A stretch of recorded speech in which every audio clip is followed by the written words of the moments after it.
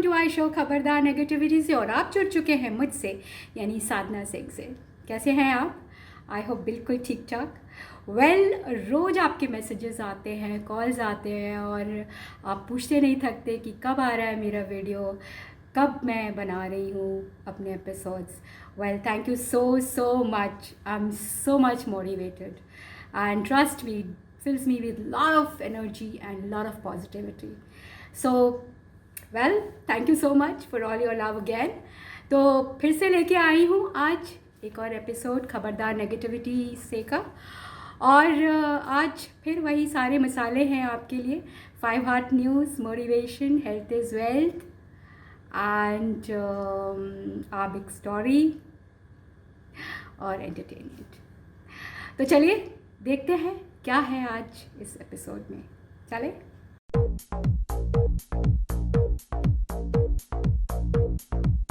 First hot news. International front पे काफ़ी तहलका मचा हुआ है क्योंकि रशिया ने यूक्रेन पर हमला बोल दिया है, वहाँ की राजधानी कीव पर कब्ज़ा कर लिया है और रशिया के प्रेसिडेंट पुतिन किसी हालत में पीछे हटने को तैयार नहीं है। लेकिन यूक्रेन के प्रेसिडेंट ज़ेलेंस्की इंटरनेशनल हीरो बन गए हैं क्योंकि उन्होंने यूएस से मदद लेने से इनकार किया और वो पीछे हटने को तैयार नहीं है। वो किसी कंडीशन पे कोई कंडीशन मानने को तैयार नहीं है। इनफैक्ट यूक्रेन के हर नागरिक ने हथियार उठा लिया है और उनका कहना है कि वो डट के मुकाबला करेंगे रशिया का। रशिया उनकी मदर लैंड है। In fact Ukraine was part of Russia पहले, लेकिन अब वो अलग कंट्री है और अचानक इस हमले से वो काफ़ी हतप्रभ थे, लेकिन उन्होंने अपने आप को संभाला और वो डट कर मुकाबला कर रहे हैं। The entire world is with them. So will keep you updated on the situation there. Second hot news Ukraine से ही रिलेटेड है। वहाँ पे जितने भी इंडियंस हैं, इंडियन स्टूडेंट्स, इंडियन सिटीजन्स, उन्हें इंडियन गवर्नमेंट इवैक्यूएट कर रही है और काफ़ी लोगों को यहाँ पे इवैक्यूएट कर दिया गया है। In fact through 4 countries including Romania, वो लेके उनको इंडिया वापस आ रहे हैं। आप क्या कर रहे हो? इंडियन एम्बेसी में ये इनका नाम दिखा देते हैं आपको, Vikram Kumar. We are calling them and he is continuously rejecting our calls, जबकि हम लोगों ने इनको रोमानियन बॉर्डर की वीडियोस भेजी हैं जहां पे लड़कियों को बेरहमी से मारा जा रहा है। और इन्होंने अभी दोपहर में ही हम लोगों को बोला है कि कीव के बच्चे जितने भी निकल पा रहे हैं ट्रेन से निकल जाएं बॉर्डर्स पे। इस हालात में हम लोगों को गाइडेंस देने के बजाय ये लोग हमारे कॉल्स कट कर रहे हैं and they are completely ignoring us. सारी कंट्रीज की सारी गवर्नमेंट्स ने उन लोगों को निकाल लिया है, but Indian government is doing nothing for us. They are saying they are evacuating the Indian citizens from border. The border is 800 kilometres from our current location. How are we as a student suppose to reach those borders? आप जितने भी parents हैं, जितने भी लोग हैं India के, हम लोगों को सुन रहे हैं, हम लोगों को देख रहे हैं, आप प्लीज इंडिया मीडिया की न्यूज खबरों को मत बिलीव कीजिए कि वो लोग हमें यहाँ पे मदद दे रहे हैं। इंडियन गवर्नमेंट हमारी कोई मदद नहीं कर रही है। आप लोग प्रोटेस्ट करना चालू करिए, इंडिया पे प्रेशर डालिए गवर्नमेंट पे, तभी हम 20 से 30 हजार बच्चे जितने भी यहाँ पे स्टक हैं, Indian medicine students, foreign medicine students, वो निकल पाएंगे। Thank you. जय हिंद। मेरा नाम गरिमा मिश्रा है। मैं यूपी लखनऊ से हूँ। हम कीव में स्टक हो चुके हैं, पूरी चारों तरफ से घिर चुके हैं। ठीक है, यहाँ पे हमें कोई हेल्प नहीं दे रहा है और मुझे नहीं लगता कि यहाँ पे किसी को कोई हेल्प, जो भी हमें हेल्प होनी है वो मिलने वाली नहीं है। हमने कुछ वीडियोस देखी हैं, जब अभी थोड़ी देर पहले हम एमबीसी को कॉल्स कर रहे हैं, एमबीसी हमें हमारी कॉल्स नहीं उठा रही है। सेकेंड थिंग, हम लोगों को बात करने की कोशिश कर रहे हैं, हमारा कुछ नहीं हो पा रहा। हम सिर्फ यहाँ पे फंस चुके हैं। जहाँ पे हम रह रहे हैं वहाँ पे बहुत सारे लोग आते हैं जो कल रात को हंगामा करते हैं, वो गेट तोड़ते हैं, देन उसके बाद अंदर आने की कोशिश करते हैं। क्या होता है हमें कुछ भी नहीं पता। यहाँ पे किसी को कुछ भी नहीं पता जो हमारे साथ सिचुएशन। लेकिन जब अभी कुछ टाइम के बाद हमने सोचा कि हम यहाँ से निकलते हैं और हम यहाँ से किसी तरह निकलते हैं बाई ट्रेन, क्योंकि हम बाई ट्रेन निकले या फिर हम बसेस निकले, कार से निकले। कार से अभी जस्ट मेरे एक दोस्त ने बताया है मुझे कि जो बच्चे यहाँ से निकले हैं कीव से बाई कैब और बाई बस, उनको रशियन पीपल्स ने, रशियन आर्मी ने पहले स्टक किया, उन पे फायरिंग करी और उनकी लड़कियों को लेके, उन इंडियंस लड़कियों को लेके गए, पता नहीं कहाँ लेके गए, ये किसी को कुछ नहीं पता, सिर्फ लड़कियों को, और लड़कों का कुछ पता नहीं है। सेकंड थिंग, ये रोमानिया बॉर्डर में अभी हमें वीडियोस मिल रही है, उन वीडियोस में दिखाया जा रहा है कि रोमानियंस आर्मी वहां पे उन्हें मार रही है और उनके साथ बहुत ज्यादा बदतमीजी कर रही है। तो प्लीज अब कहाँ गए? हम तो मूवीज में देखते थे ना, योगी जी, मोदी जी, जो भी है, प्लीज हम वीडियोस देखते थे ना, हमें बचाया जाता था, ऐसे हमारे अंदर ये रहता था कि हमें बचा लिया जाएगा, बट अभी हमें नहीं लगता कि हमें कुछ बचाया जाएगा। शायद पता नहीं हमारे साथ क्या हो। प्लीज गवर्नमेंट, आप जो भी हो, जहाँ भी हो, प्लीज हमें आगे बचाओ, या फिर आप प्लीज यहाँ पे बाय एयर कुछ भी भेजो, इंडियन आर्मी को यहाँ पे प्लीज भेजो, तभी शायद हमारे साथ कुछ ऐसा हो सकता है कि हम बच सकते हैं। बाकी हमें नहीं लगता कि हम यहाँ पे बचेंगे, या फिर हम यहाँ से कहीं जाना हमारे लिए सेफ है, और हम जहाँ पे हैं ये भी हमारे लिए सेफ नहीं है। सो प्लीज, जय हिंद, जय भारत, प्लीज आप हमारी हेल्प करो, प्लीज। जो भी सुन रहा है, जो भी देख रहा है, इस वीडियो को शेयर करो और हर जगह भेजो। हम लोग यहाँ से 3 दिन से आए हुए हैं। 3 दिन से इंडियन एम्बेसी ने बोला हम आपको निकालेंगे। हर 5 मिनट में यहाँ पर एक बॉम्ब ब्लास्ट हो रहा है। कल पूरी रात की में बॉम्ब ब्लास्ट हुए, अभी भी बॉम्ब ब्लास्ट हो रहे हैं। अब इंडियन एम्बेसी को बोल रहे हैं, कोई बात तक करने को आने के लिए तैयार नहीं है। ये लोग जो भी आ रहे हैं बोल रहे हैं अपनी रिस्क पे निकल जाओ। बाहर ऐसी सिचुएशन बिल्कुल भी नहीं है कि 5 मिनट में आप लोग खड़े रहो। खाना दे रहे हैं ये लोग 10 लोगों के बीच में एक प्लेट, वो हम लोग मैनेज कर रहे हैं, खाना पीना हर चीज मैनेज कर, बट एटलीस्ट इवैक्यूएशन का कुछ तो बात करें। सबसे अनसेफ सिटी है कीव, जिसमें अभी इंडियन एम्बेसी के पास 500 बच्चे हैं और इंडियन एम्बेसी बोल रही रिस्पॉन्सिबिलिटी नहीं ले रही है, बोल रहे निकल जाओ। 40 बच्चों को निकाला है इन लोग ने इंडिया की एक फ्लाइट से, और न्यूज में दिखा रहे कि ये लोग सबको निकाल दिया। क्या कर रहे हैं ये लोग बैठ के?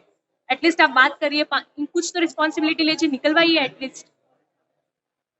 मेरा नाम पुलकित श्रीवास्तव है। मैं टेर्नोपिल नेशनल मेडिकल यूनिवर्सिटी में पढ़ता था और फिर अभी हम रोमानिया बॉर्डर पे हैं, लेकिन यहाँ पे इवैक्यूएशन का कोई ऐसा सीन ही नहीं है। हमें बोला गया था कि हम रोमानिया बॉर्डर पे हम यहाँ पे आए, तो हम कल सुबह 3 बजे से यहाँ पे फंसे हुए हैं और अभी शाम के 7 बज रहे हैं। और आप सिचुएशन देख सकते हो, सिचुएशन क्या है यहाँ पे, बहुत ज़्यादा खराब हो रही है।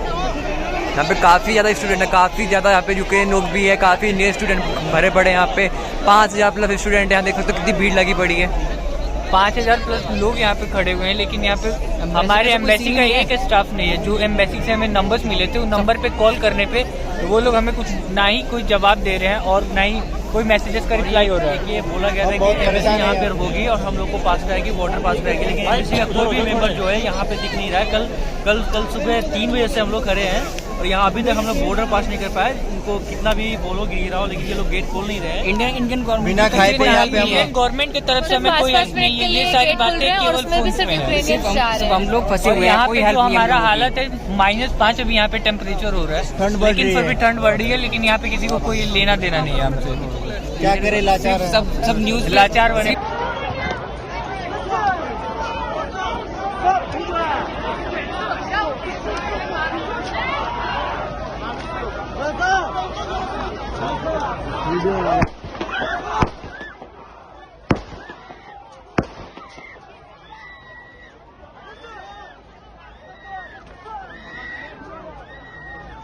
देख यार कैसे मार रहे लड़कियों को।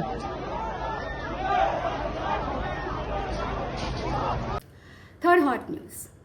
पिछले दिनों हमारे film industry, in fact music industry के 2 लेजेंड्स हमारे बीच से चले गए और बहुत ही दुखद था वो। लता मंगेशकर जो नाइटिंगेल ऑफ इंडिया है, in fact Nightingale of the world, उनकी जैसी आवाज़ आज तक नहीं आई। उनका स्वर्गवास हुआ 92 ईयर्स में। और दूसरे लेजेंड भप्पी लहरी, जिन्हें डिस्को किंग भी कहा जाता है, उनकी भी डेथ हुई 69 ईयर्स में। इन दोनों लेजेंड्स पे एक रिपोर्ट हमारे एंटरटेनमेंट सेक्शन में है, so don't miss that. Rest in peace Lata ji and Bappi da. चौथी हॉट न्यूज़। चुनावी मौसम चल रहा है 4 राज्यों में और एक्सपर्ट्स का कहना है कि ये चारों राज्य आईना है आने वाले जनरल इलेक्शंस के, यानी 24 के इलेक्शन का। यूपी, उत्तर प्रदेश, उत्तराखंड, पंजाब और मणिपुर, इन चारों राज्यों में चुनाव चल रहे हैं। 10 मार्च को रिजल्ट आएंगे। तो हमें पता चलेगा कि कहाँ क्या हो रहा है। इसी पे एनालिसिस हमारी आ बिग स्टोरी में है, सो डोंट मिस दैट। 5वीं हॉट न्यूज़, कोरोना और ओमिक्रॉन के जो केसेस हैं वो बहुत कम हो गए हैं और होपफुली अब ये चला ही जाएगा यहाँ से, क्योंकि सब लोग यही दुआ कर रहे हैं कि अब ना हो, क्योंकि थर्ड वेव सो कॉल्ड शायद आके चली गई है। लेकिन फिर भी आपको सतर्क रहना है, केयरफुल रहना है and take care of yourself. सो ये थी 5 हॉट न्यूज़ पिछले कुछ दिनों की। अब चलिए हम दूसरे सेक्शन में चलते हैं, यानी हमारा सेक्शन आ बिग स्टोरी। चलें।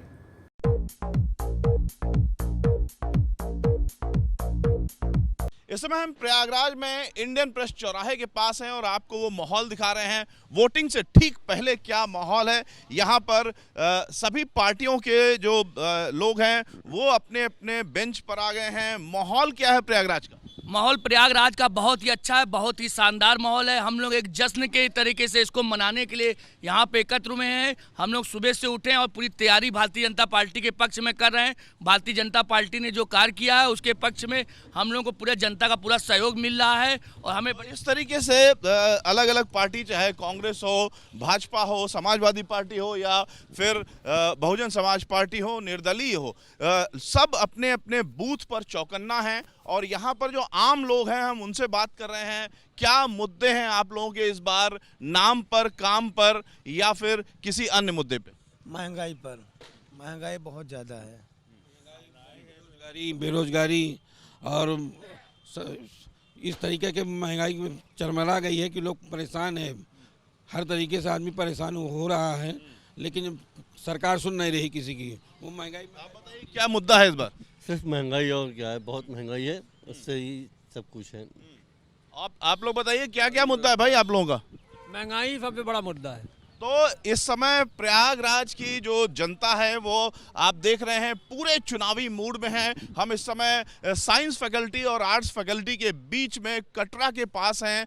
आसपास काफ़ी संख्या में घनी आबादी रहती है और जो स्टूडेंट्स हैं वो भी रहते हैं। जो सड़कों पर माहौल दिख रहा है, लोग वोटिंग से पहले ही सड़कों पर काफ़ी संख्या में आते हुए दिखाई दे रहे हैं और वोटिंग शुरू होने का इंतज़ार कर रहे हैं।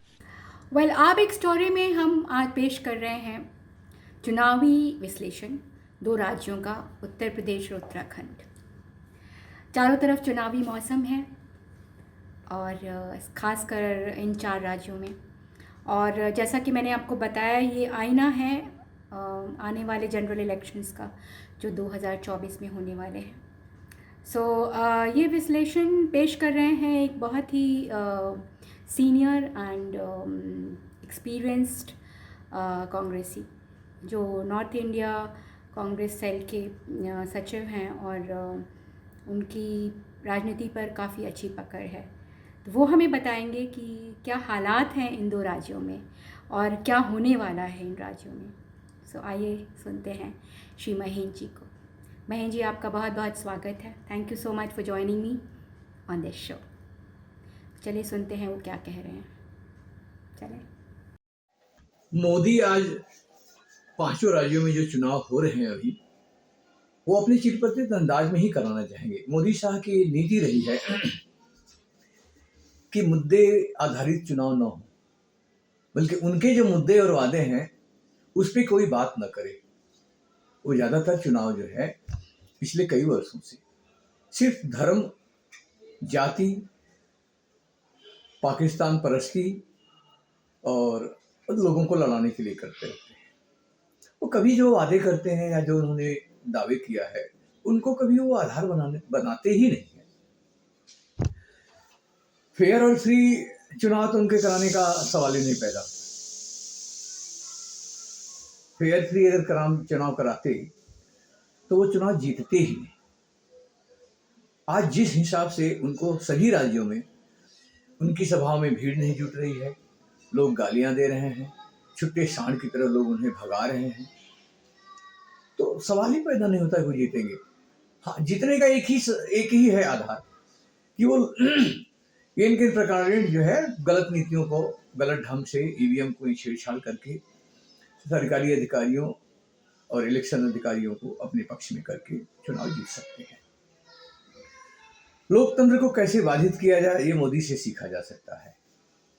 आज तक तो उन्होंने वही काम किया है, कहाँ उन्होंने लोकतांत्रिक तरीके से कोई काम कर रहे हैं।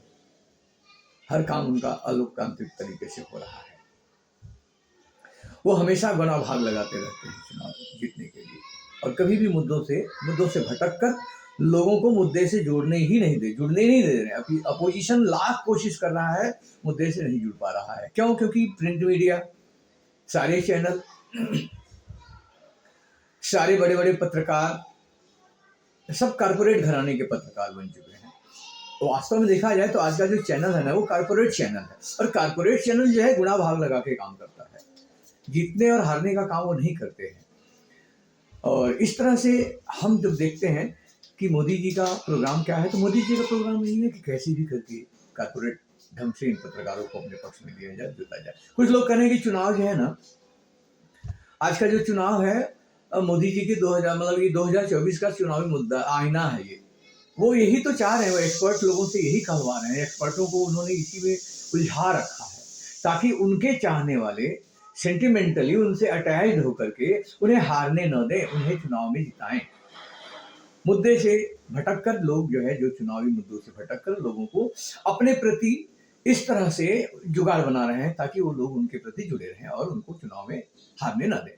तो ये जो एक्सपर्ट कह रहे हैं ना कि आज का जो चुनाव है 5 राज्यों का, वह जो है 2024 का चुनावी मुद्दा है या चुनावी आईना है, वो गलत है। वो मात्र लोगों को भड़काने के लिए नहीं, बल्कि लोगों को जोड़ने के लिए गलत तरीके से, ताकि लोग जो है आज के मुद्दों पर ध्यान न दें और चुनाव में हिस्सा लें। इस तरह से मैं यही चाह रहा हूं कि लोग अगर हारते हैं, यानी लोग नहीं जीत पाते और मोदी जीत जाते हैं, तो ये मोदी जी की जीत है, कोई बात नहीं, मैं सराहना करूंगा। लेकिन लोगों की हार है, मैं इसकी भर्त्सना करूंगा कि लोगों को अपने ऊपर, अपने उन मुद्दों के ऊपर, महंगाई है, पेट्रोल के दाम बढ़ रहे हैं, गैस के दाम बढ़ रहे हैं, रोजगार नहीं मिल रहा है, चाइना जो है भारत के अंदर घुस करके गांव बसा रहा है, हमारी विदेशी पॉलिसी खराब हो चुकी है, हम कुछ कह नहीं पा रहे हैं, हम कुछ कर नहीं पा रहे हैं, चाइना का आज तक मोदी ने नाम नहीं लिया है। ये सब क्या है? यह एक बड़ी ही गलत आर्थिक नीति भी है, सामाजिक नीति भी है और विदेशी नीति भी है, जिसमें कि हमारा देश फंसा हुआ है।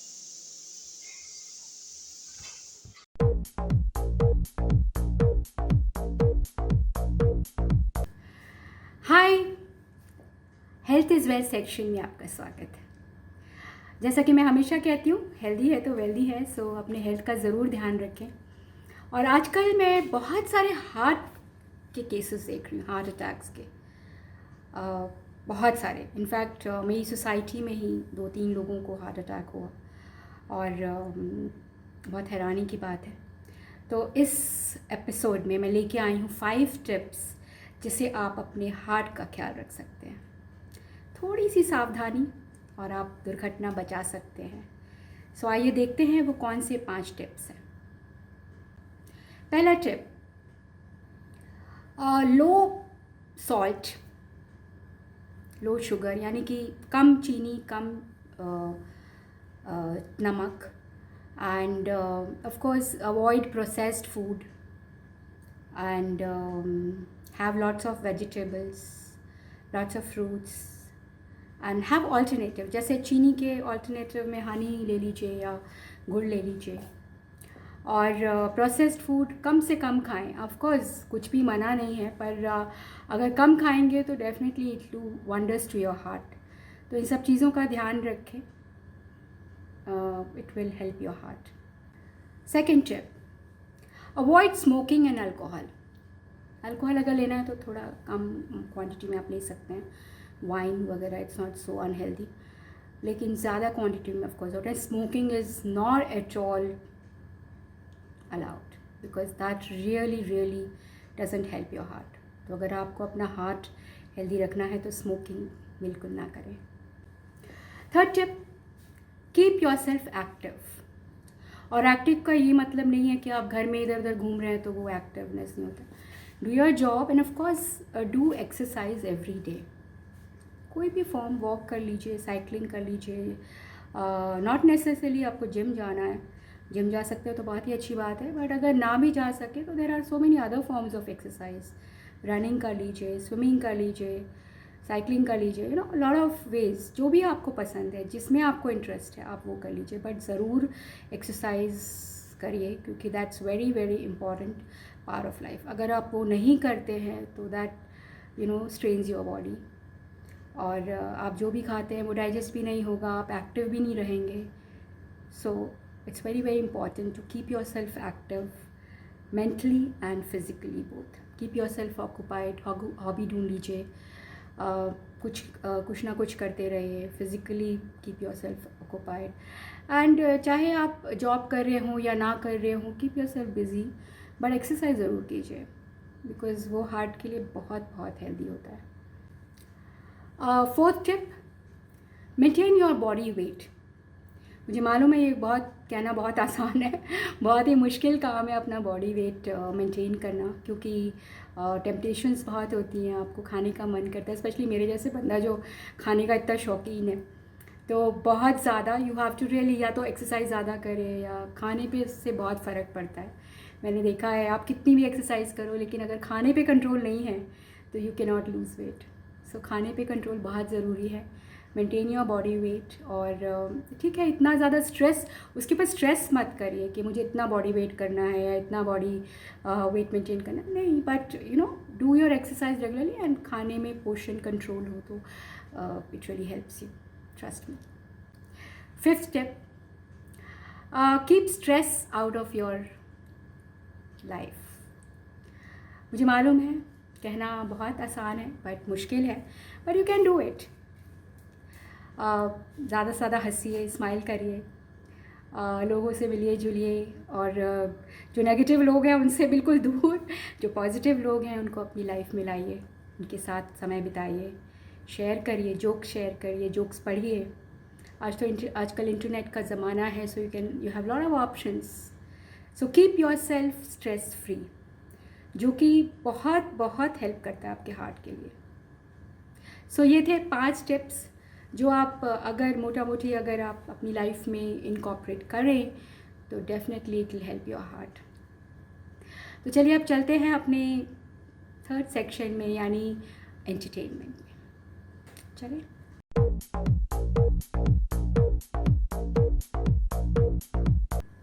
Hi and welcome to our section entertainment and entertainment. Well, इस सेक्शन में हम ट्रिब्यूट देंगे हमारे 2 लेजेंड्स को, Lata ji, Lata Mangeshkar, nightingale of the world, और बापी दा जो डिस्को किंग थे। उन दोनों का कोई सानी नहीं है और लता जी की आवाज़ का कोई भी सानी नहीं है।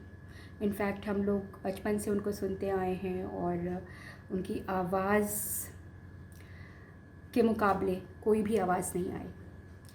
उनको ट्रिब्यूट देना सूरज को दिया दिखाने के बराबर है, पर फिर भी हम छोटी सी कोशिश करेंगे कि उनको छोटा सा ट्रिब्यूट दें। सो देखिए ये रिपोर्ट इन दोनों के बारे में है। खत्म हो गया एक युग, नहीं रही स्वर कोकिला लता मंगेशकर।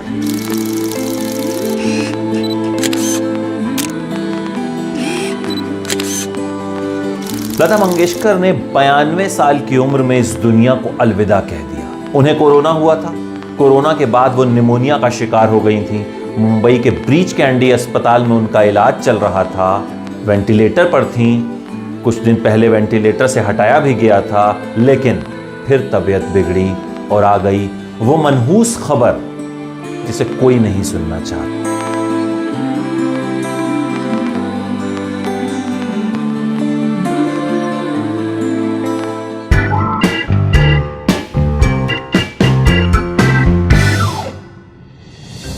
अट्ठाईस सितंबर 1929 को लता मंगेशकर का जन्म इंदौर शहर में हुआ। मां का नाम शेवंती उर्फ सुधामती मंगेशकर और पिता दीनानाथ मंगेशकर।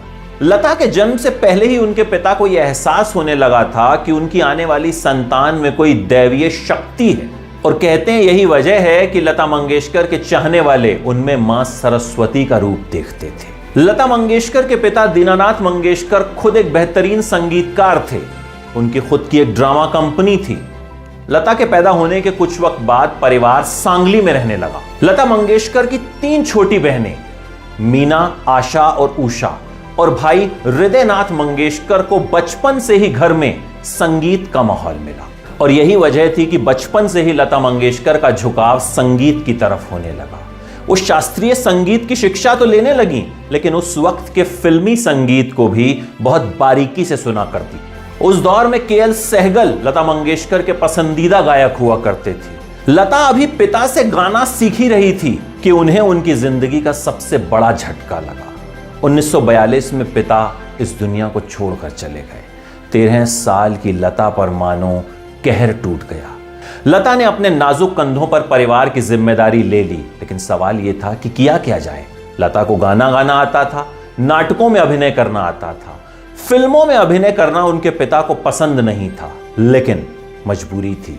तो लता को लगा कि जो काम मिले वो करना पड़ेगा, भले ही वो फिल्मों में अभिनय करने का काम हो।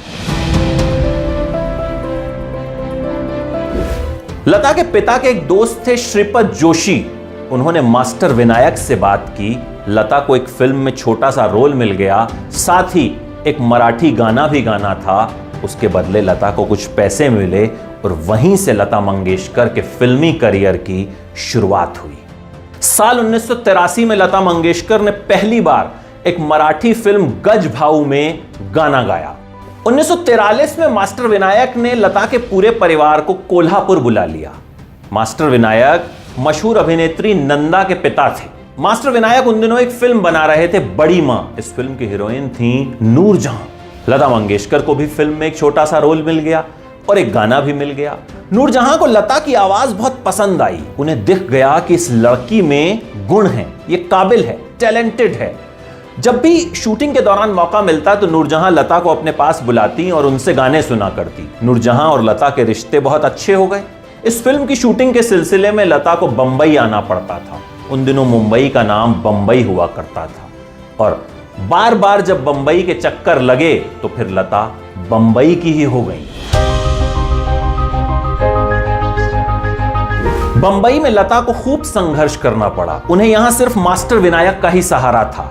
मास्टर विनायक लता से फिल्मों में एक्टिंग तो करवा रहे थे, लेकिन वो जानते थे कि लता के अंदर एक प्रतिभाशाली गायिका छिपी है और उसे निखारना जरूरी है। लेकिन टैलेंट को कब तक बांध कर रखा जा सकता है। लता की आवाज जब दुनिया ने सुनी तो लता को धीरे धीरे गाने मिलने शुरू हुए, और जब ठीक ठाक गाने मिलने लगे तो लता मंगेशकर ने 1947 में एक्टिंग को अलविदा कह दिया।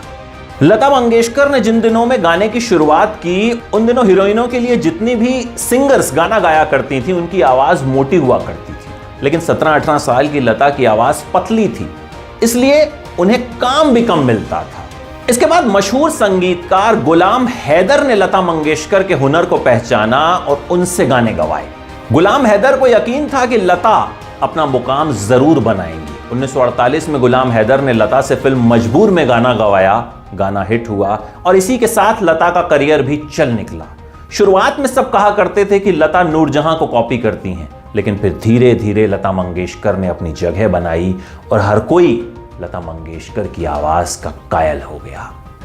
लता मंगेशकर ने जब ऐ मेरे वतन के लोगों गाना गाया था तो यह गाना सुनकर उस वक्त के प्रधानमंत्री पंडित जवाहरलाल नेहरू की आंखों में भी आंसू आ गए थे, और अब लता मंगेशकर हम सब की आंखों में आंसू छोड़ गई हैं। लता मंगेशकर तो नहीं है, लेकिन उनकी आवाज, उनके गाने हमेशा हमारे दिलों में जिंदा रहेंगे। लता मंगेशकर का ही गाना है मेरी आवाज ही पहचान है, और लता मंगेशकर की आवाज सदियों तक उनकी पहचान बनी रहेगी।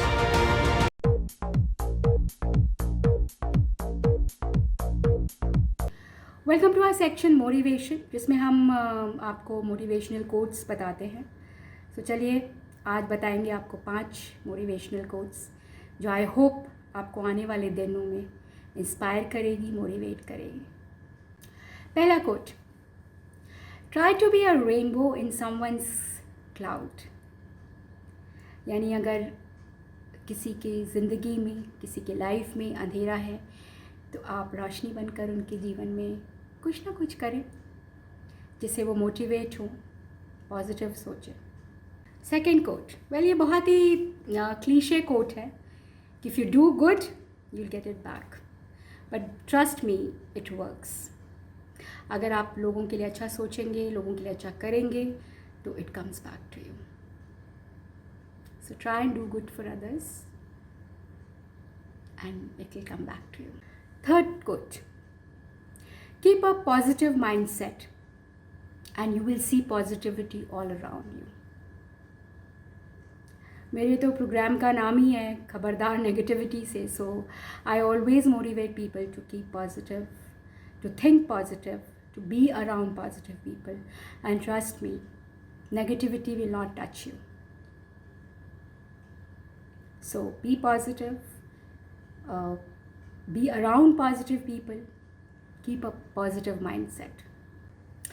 Fourth quote, keep your face towards sunshine so that the shadow falls behind you. मतलब ये कि अगर आप अपना चेहरा रोशनी की तरफ रखेंगे तो आपकी जो शैडो है वो पीछे पड़ेगी. यानी कि सनशाइन मीन्स हियर कि अगर आप पॉजिटिव रहेंगे तो नेगेटिव हमेशा पीछे रहेगा. सो ध्यान रखिए एंड अपना चेहरा सनशाइन की तरफ रखिए ताकि शैडो आपके पीछे पड़े. Fifth and final quote, live life to the fullest, enjoy the moment instead of thinking about the past and the future. आप अगर प्रेजेंट में रहें उसे एंजॉय करें. जो आप खाना खा रहे हैं उसको रिलिश करें. जो आप काम कर रहे हैं उसे एंजॉय करें. जो आप गेम खेल रहे हैं वो एंजॉय करें. जो आपकी हॉबीज़ है उनको एंजॉय करें.